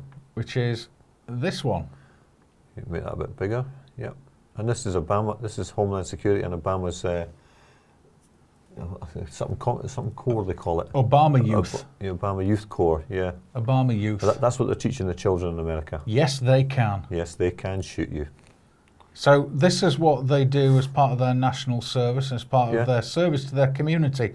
They get tooled up with replica firearms of various different types. They obviously get trained how to use them, because the time will come when they need the real ones. And here they are going in to do an entry onto a hijacked vehicle, I would imagine. Yeah. This bus will simulate carrying hijacked passengers, hostages, the speed scenario. And these boys, these kids, are being trained by Homeland Security and by the Obama Youth on how to... I think they're actually getting trained to go after veterans, because they were that's right. the enemy. That's right, veterans who know about guns. So people like in the previous picture, basically. Yeah. They're going to be trained to shoot them. People like me. Yeah.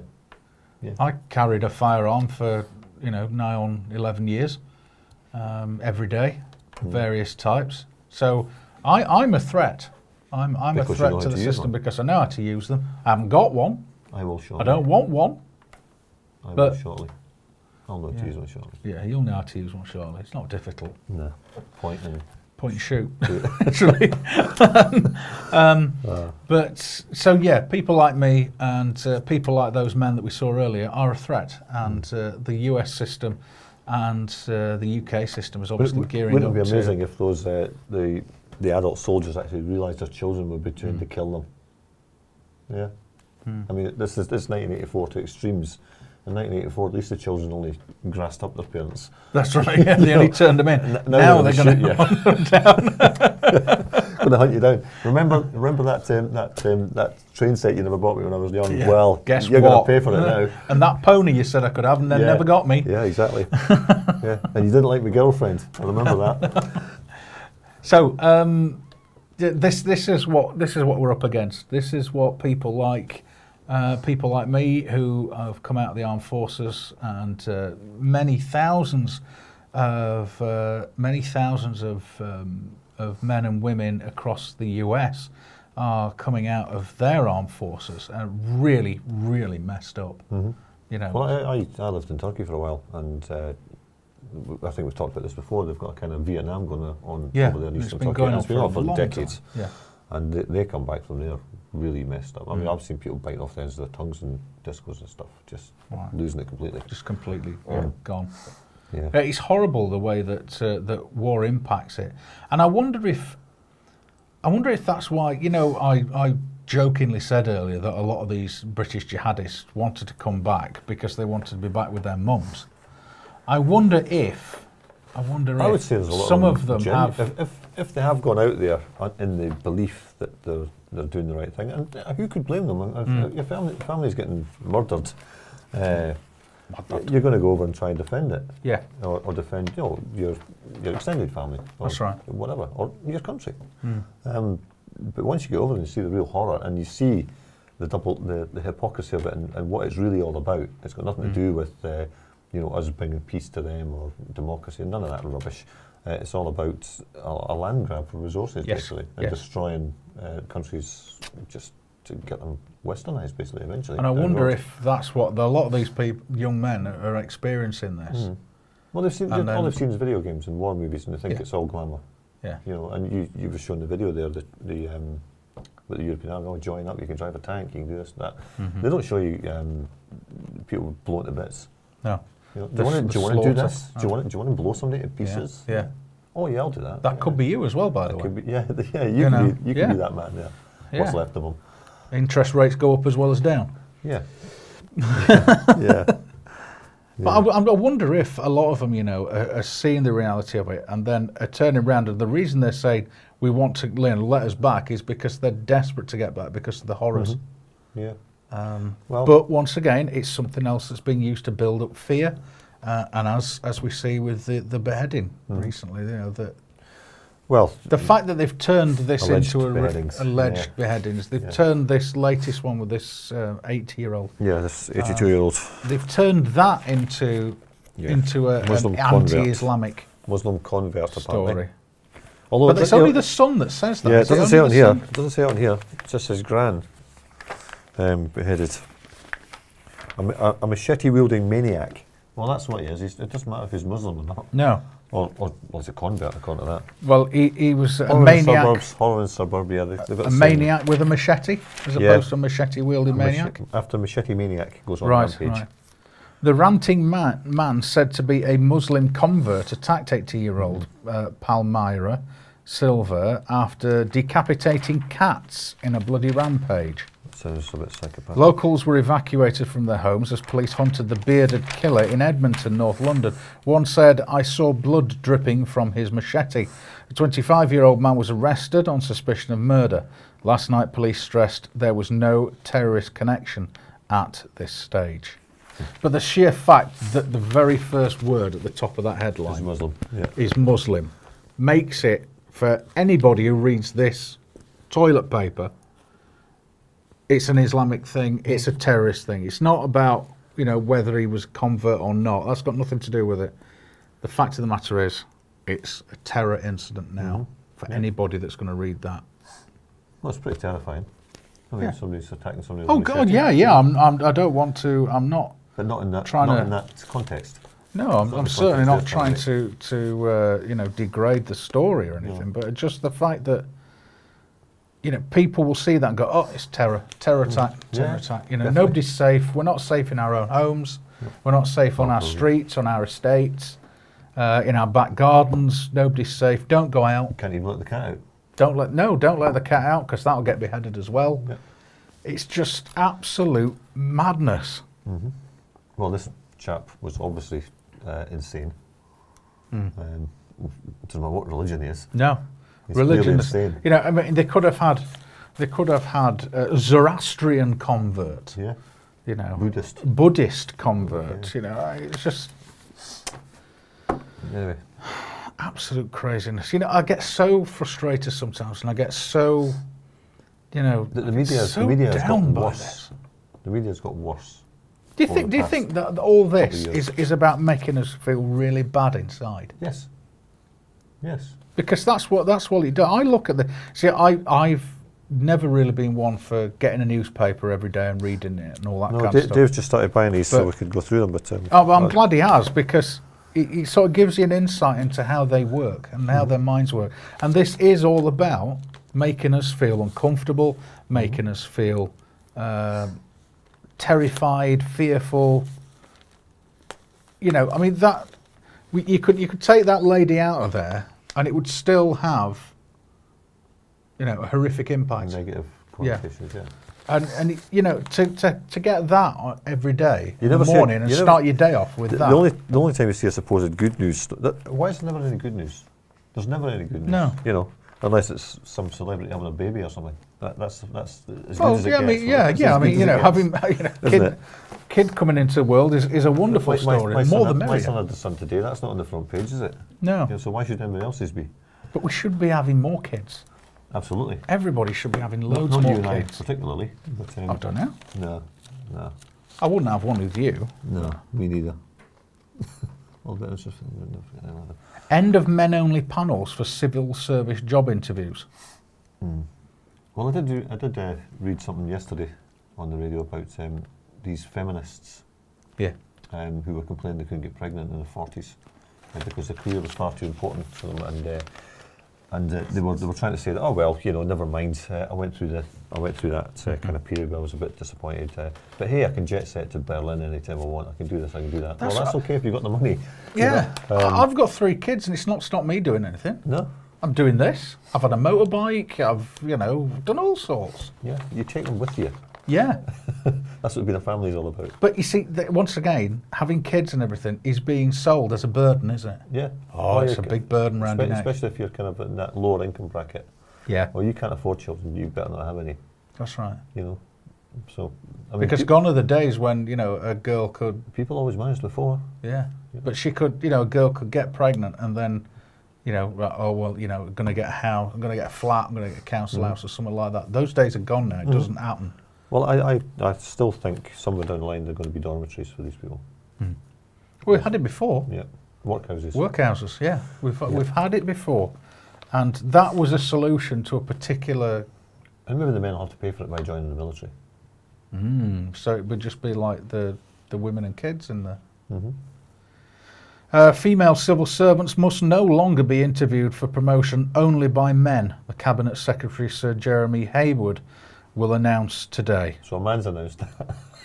So a man has announced that men can't interview women in civil service jobs. Yeah. No, and that's the big thing for them.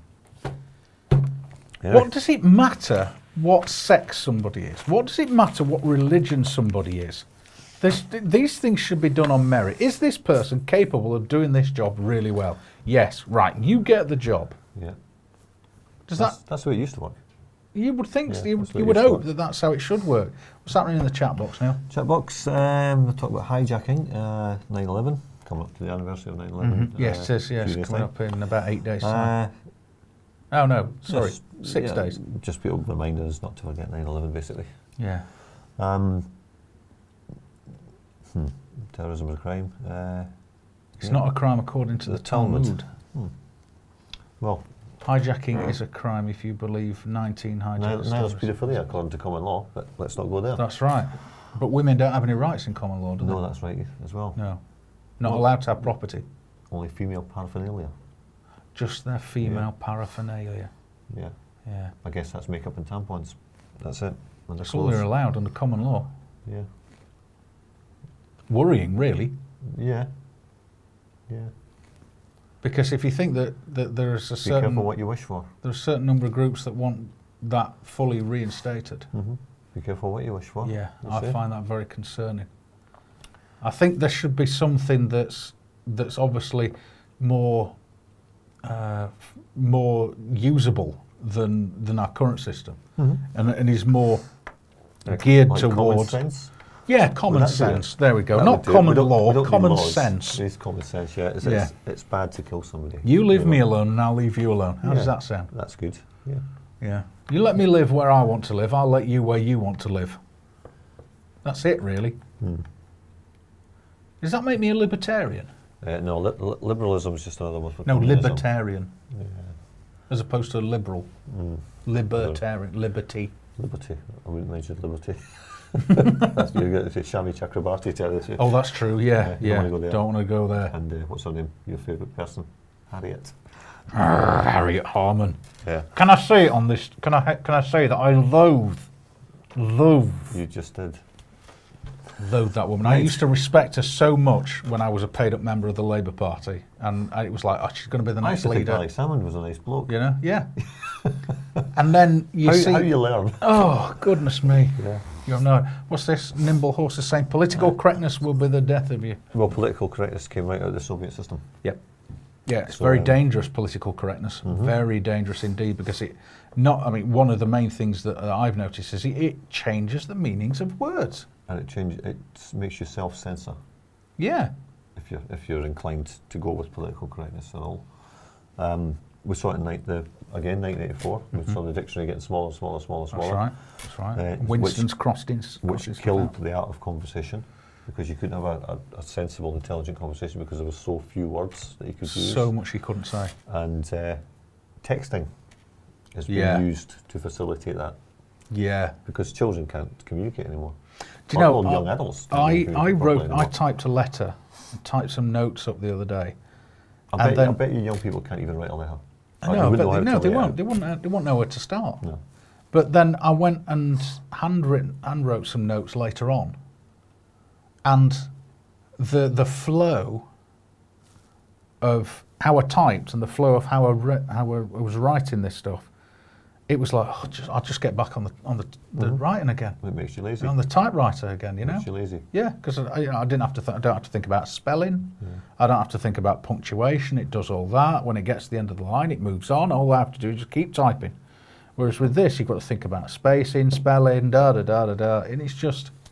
Well, it's like I was in the bank today, and the lady's counting out money, and you think, well, there's only, there's X amount of notes there. They've all got a certain value. It can't be that difficult, but she's got to count them out, write down how many notes there are. That's right. How much each one's worth. But that's the system. She's stuck in the system. And then get the calculator, check it, and then count it again. Because if they didn't check it on the calculator and you went back and there was an issue. And then they said, you want a receipt for that? You said, damn right I do. You can't count. Yeah. Yeah, well, you check that. Yeah, well, yeah. Apparently, yes, I'm a libertarian. Ah, okay. Which I'm fine with. I'm cool with that.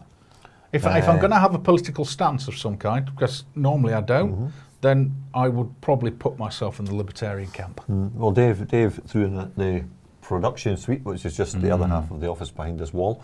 If you want to see PC gone completely mad, look at Sweden. Coming here wants to come here and enlighten us. Coming here soon. Coming here soon, yeah. Politically correct, isn't that an oxymoron? Most definitely. yeah. Nice one, Holly Walker. Yeah.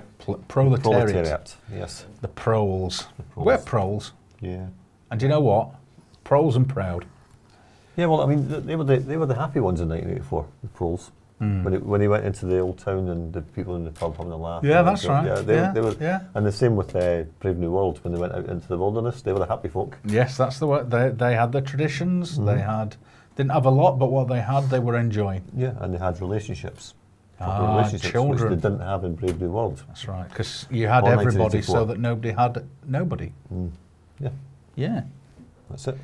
Henry Ford. Obviously, a lot of the stuff in Brave New World is based on what Henry Ford was saying, and Henry Ford was talking about control systems and what have you. Dave just mentioned, I've heard this before, not allowed to use gender words. In fact, changing the language, no him and her, etc. No him, no her. Yeah. Man, woman. No. Mother, father. No. It. It. Well, it's. I'm not an it. I'm not an it either. I'm an individual. I'm me. Same as plebs. Serfs. Serfs. Yeah. Yeah. Yep. Some good filth down here. Sorry. Okay, so what we got? We've got 4 minutes left. Yeah. I don't know if Dave wants to play Cheryl's video to go out with. Yeah, and my end credits, which is 1 minute 11 seconds. Okay. What do you think, Dave? Okay, so to give Dave a minute. So, thank you, Neil, for hanging around. I know that you were going to get off, and you've got need to get off. I'm packing to do. Preparation for your show and for your. Oh, I forgot with that. I better go on. Yeah. So, thanks very much to Neil Foster for staying with us. Stay tuned to Awake Radio because Neil will be back on later. 9 p.m. 9 p.m. with Reality Rocks. And in between time, we've got Paula Live with Paula Mathers as well. And big thanks to Dave for making all of this possible production-wise, and thanks to Dee Dee for going through the news and highlighting a lot of those stories which we wouldn't have been able to talk about if she hadn't. And thank you to my son for adding to the world population. Yes, today. That's 7.5 plus 1 billion. 1, yes. Little Christopher James, CJ. Christopher James, excellent. So, welcome, Christopher James, and to the mad world that we live in. Welcome to everybody else who's decided to join us on this planet, this little blue orb. As always, take care. I will be back with you on Monday with more TV, and there's a lot more happening over the weekend. Stay tuned to your respective networks, and hopefully you've popped along to 1800online.weebly.com. Get that plug in there as well. To whichever deity you give your faith, may they bring you peace. Okay, thanks for watching. 1, 2, 1, 2, 3, 4.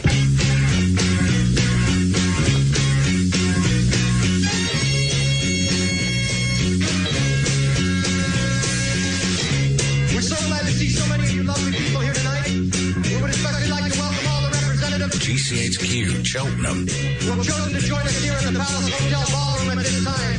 We certainly hope you all enjoy the show. And remember, people, that no matter who you are and what you do to live, thrive, and survive, there's still some things that make us all the same. You, me, them, everybody. Everybody. Everybody needs somebody. Alan Taylor-Shearer presents The End Game in association with Live Pulse News and the 1800 Online Network.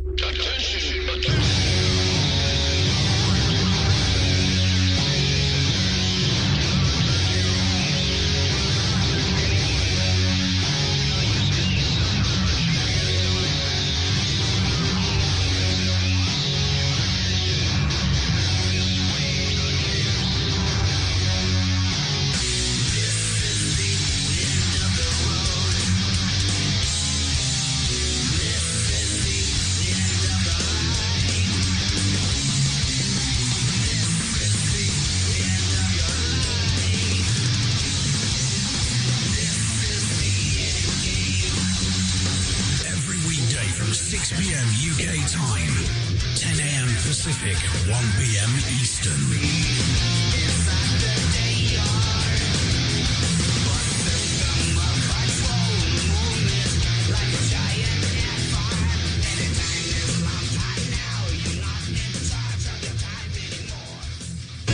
Spamhead Productions are a small independent sound recording company based in rural Hertfordshire. We specialise in creating content for all your podcasting needs, whether it be field recordings, vox pops, or capturing the atmosphere during social events. Editing is a very time-consuming job, so Spamhead Productions are on hand to take away some of the burden for you. Just advise us on how you'd like your content to sound, and we will do the rest. We can even help you design and manage a website for your podcast too. Visit us now, spamheadproductions.weebly.com. That's spamheadproductions.weebly.com.